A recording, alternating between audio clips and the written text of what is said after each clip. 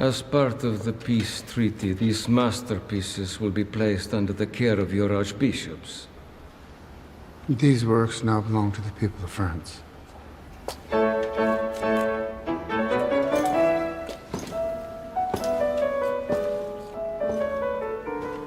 Greetings, y'all. The clip from Ridley Scott's movie Napoleon that you have just seen shows the only scene from that movie that depicts Napoleon's Italian campaign.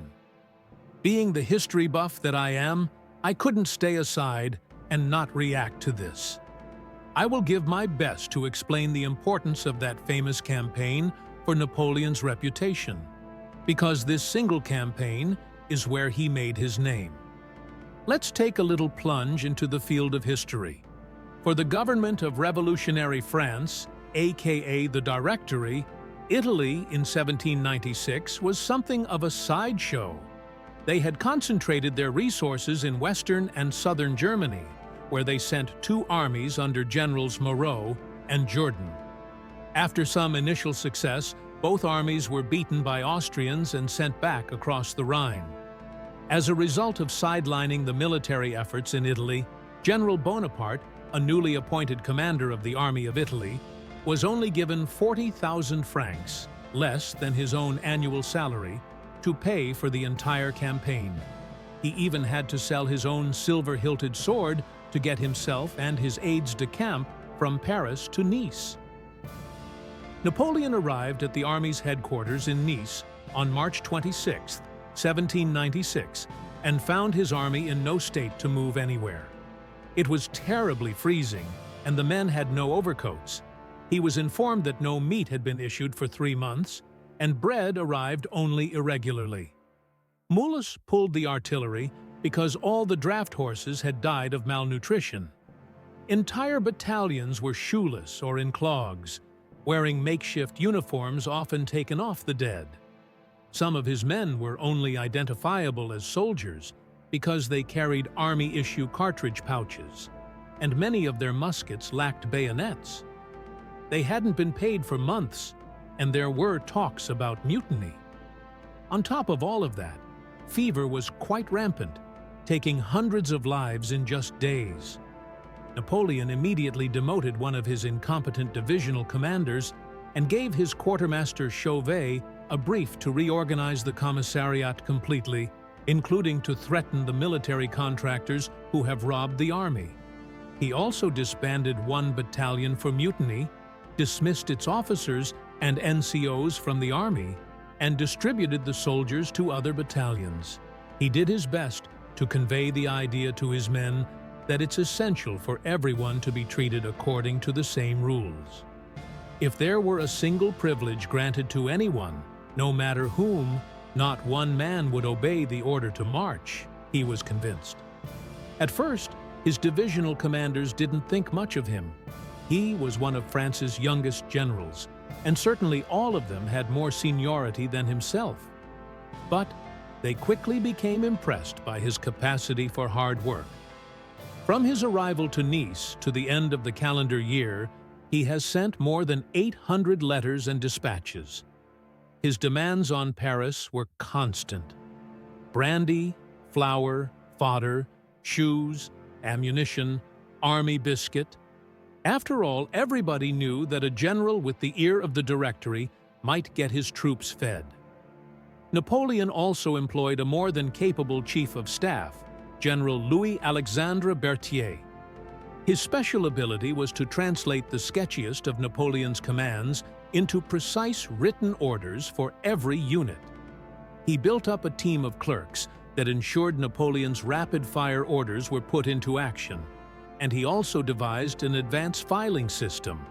Berthier's hard work greatly enabled the huge success of the French Army of Italy. In order to understand Napoleon's decision-making, we must mention the following. Being a keen student of history, he has read the book from 1775 called Principes de la Guerre des Montagnes by Pierre de Bourset. In it, de Bourset wrote of the importance of clear planning, concentration of effort, and keeping the enemy off balance, something Napoleon would use in abundance. Since 49,300 of French were facing the combined 80,000 of Austrians and the Piedmontese, Napoleon showed his divisional commanders that if they took the fortress stronghold at Sèvres, they could separate the two enemy armies. In that case, Austrians would retreat to protect Milan and Piedmontese to protect their capital Turin. By using speed and deception to retain the initiative, they had a chance to defeat them both separately. Napoleon knew that the Austrian units were very heterogeneous and often didn't speak the same language. Their officer corps was actually communicating in French. On top of everything, he knew that the Austrian commander had to answer to the War Council in Vienna, which wasn't very fast with issuing orders.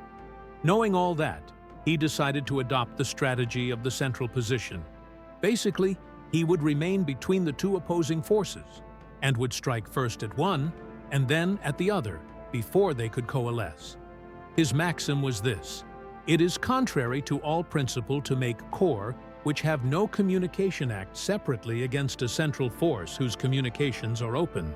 Few victories later, the Piedmontese sued for peace. He then defeated the Austrians at the town of Lodi, approximately 22 miles southeast of Milan, on the right bank of River Adda, on May 10th. During the battle, Napoleon operated the cannons himself, which earned him the nickname the Little Corporal. Before the final assault, he gave an inspirational harangue to his army. Napoleon told his men, "When you return to France, your countrymen will say as they point you out, 'He belonged to the army of Italy.'" He knew that one must speak to the soul, that it is the only way to electrify the men. And it worked wondrously. Austrians were beaten, and the French marched into Milan 5 days later. After Lodi, all the rambling about mutiny disappeared, and that vital force called esprit de corps took its place, and never left for the rest of the campaign. As Napoleon used to say, in war, moral factors account for 3/4 of a whole. Relative material strength accounts for only 1/4. After Lodi, he no longer regarded himself as a simple general, but as a man called upon to decide the fate of peoples. It came to him then that he really could become a decisive actor on French national stage. At that point was born the first spark of his high ambition.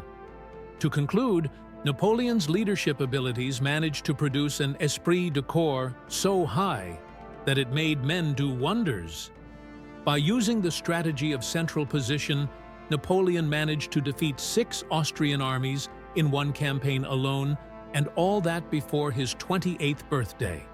And that is the true significance of the Italian campaign for Napoleonic legend that, for some unknown reason, Ridley Scott chose not to depict in his movie.